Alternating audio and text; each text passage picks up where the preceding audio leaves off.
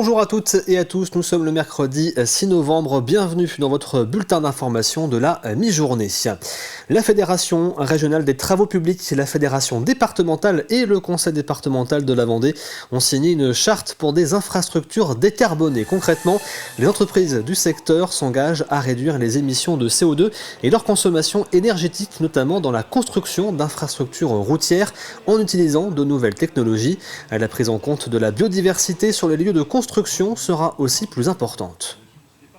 Alors l'outil principalement qu'on va utiliser, c'est toute l'ingénierie de nos entreprises et de nos équipes, parce que c'est eux qui ont les solutions et les bonnes solutions. En revanche, en effet, on va utiliser des techniques routières qui sont innovantes. Donc un enrobé tiède, c'est un enrobé par définition qui est moins chaud qu'un enrobé traditionnel. Donc on va fabriquer à des températures un petit peu plus faibles, qui permettra de limiter de limiter les énergies consommées pour fabriquer les enrobés. Et on va également incorporer des recyclés d'enrobés qui permettra de limiter l'apport de granulats éruptifs, de limiter l'apport de granulats éruptifs. Un mot maintenant sur un accident qui a eu lieu ce matin. Une bétaillère s'est renversée dans la rivière L'Autise, dans le sud du département. 11 sapeurs-pompiers ont été dépêchés. Ils ont pu sauver seulement une partie des animaux qui se trouvaient à l'intérieur. Les manœuvres sont en cours pour sortir la remorque de l'eau. Le départ de la 10e édition du Vendée Globe, c'est dimanche. Il ne reste que quelques jours aux 40 skippers pour peaufiner les derniers détails et préparer leur stratégie.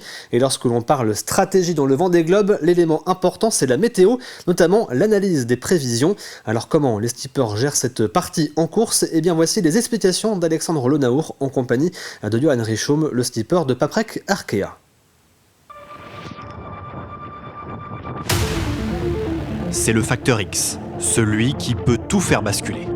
La météo, sa lecture, son analyse font souvent figure de juge de paix sur un Vendée Globe. Au quotidien, à bord, c'est toute une routine que les skippers doivent appréhender, seuls, dans leur cockpit, pour définir la meilleure route à suivre. Les fichiers météo, on les récupère 2 fois par jour, en gros. Ils sortent aux alentours de 7h du matin et 7h du soir. On prend principalement le modèle européen et le modèle américain pour les comparer. Et donc, on va faire tourner, comme ici, des routages. Cette petite routine, elle peut nous prendre entre... on va dire 30 minutes au minimum et 2-3 heures faciles par cycle de réception de fichiers. Parmi les 40 skippers au départ, Johan Richaume sur Paprec Arkea figure parmi les meilleurs dans l'exercice de l'analyse météo.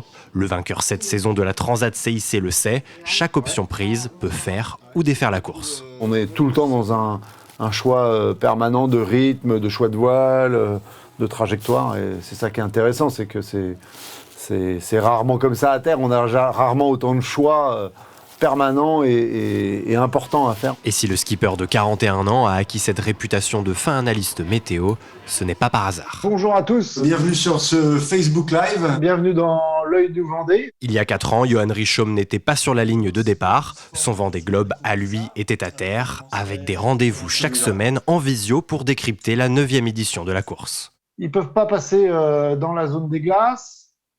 Il y a forcément l'Amérique du Sud qui leur barre la route. J'avais adoré ce moment-là de suivre le Vendée Globe. Ça m'a probablement d'ailleurs aidé à mieux comprendre les météos du monde, mais surtout de l'hémisphère sud. Ce qui n'a pas changé, c'est que je suis toujours devant un ordinateur. Ce qui a changé, c'est que l'ordinateur il est sur un bateau. Donc il y a 4 ans, je faisais toutes les analyses météo du Vendée Globe depuis chez moi dans mon garage, en espérant être ici quelques années plus tard, mais forcément, c'était qu'un rêve. Un rêve concrétisé entre-temps avec un IMOCA de toute dernière génération. Dans 4 jours, Johan Richaume s'élancera pour son premier Everest des mers, avec des ambitions clairement affichées. On a prouvé qu'on avait les capacités d'aller gagner des courses. Voilà, maintenant à nous d'aller gagner celle-ci. Ne reste plus désormais qu'à peaufiner la préparation météo du grand départ. Ce devrait être dans des conditions très favorables que le coup de canon de cette 10e édition du Vendée Globe sera donné dimanche à 13h02. Il y a un mois, Lactalis annonçait réduire ses achats de lait français de 450 millions de litres à partir de cette fin d'année. Hier, l'Union nationale des éleveurs-livreurs Lactalis a tenu à rassurer les éleveurs concernés sur les délais de rupture des contrats. Un plan d'action pour les accompagner et les aider à trouver de nouveaux débouchés pour vendre leur production a également été présenté. De son côté, Lactalis a mis en place un préavis de 12 mois pour les éleveurs concernés. Le groupe va également prendre en charge financièrement le travail d'un cabinet spécialisé qui va accompagner accompagner les producteurs dans leur démarche. Le 28 novembre prochain, la communauté de communes du pays de Saint-Gilles-Croix-de-Vie organise un colloque intitulé « Osons prendre soin de nous », un événement ouvert à toutes et à tous pour apprendre à s'écouter et écouter son corps. Organisé avec l'association L'Oreille Active qui lutte contre la détresse humaine, des ateliers, des tables rondes et une pièce de théâtre seront au programme. Alors, le contrat local de santé, c'est un contrat qui est avec l'ARS, l'Agence régionale de santé, et qui nous permet de financer des actions dans des thématiques bien précises.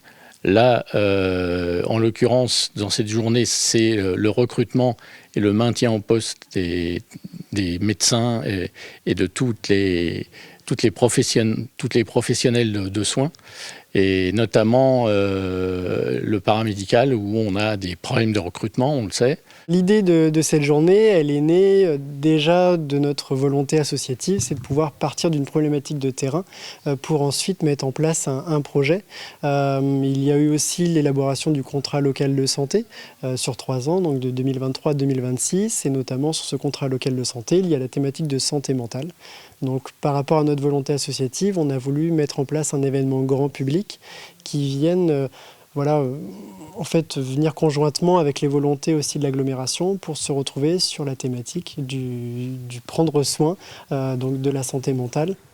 Une nouvelle association a vu le jour dans la commune des Velluires-sur-Vendée, au secours des Templiers des Deux Rives, c'est son nom.